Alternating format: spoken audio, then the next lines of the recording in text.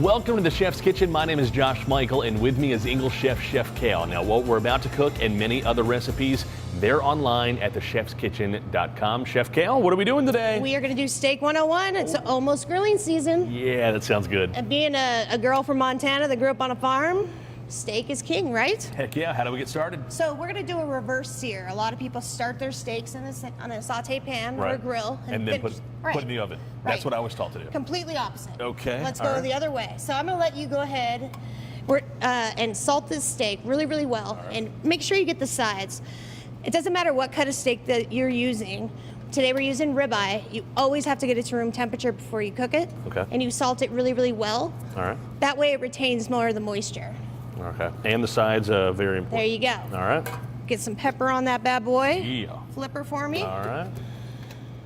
All right. So now you're going to go into an oven that's 250 degrees. Okay. Now, it depends on the thickness of the steak, how long it's going to be.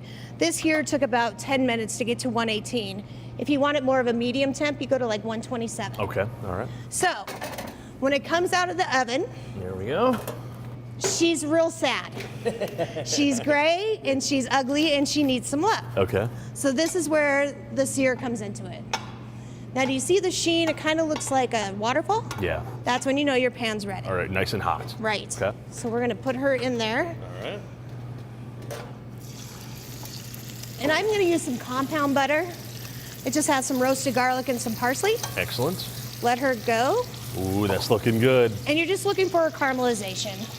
Okay? So we're going to use some aromatics. You can use oregano, thyme. Okay. Today we're using thyme. You can also use some rosemary too. And she's going to spit at you. Oh, yeah. So after the good caramelization, you're going to flip it. Let her go a little bit more. Throw your garlic cloves in. Excellent. That looks so good. So when she's done, you're going to let her rest for another 10 minutes. Okay. Okay? Just let her take a nap. And when you get done with it, it looks like this. Doesn't that look amazing? Now notice how there's not a lot of blood running on the plate. Right, no. It's because all of the moisture is in the muscles and in the fat of the meat. Excellent. And you can do it with any sides. I went with mashed potatoes, some batonette veggies today. That looks so good. Sweet potatoes. You can also do this on your barbecue since summer is coming. Excellent. Chef Kale, you did it up good.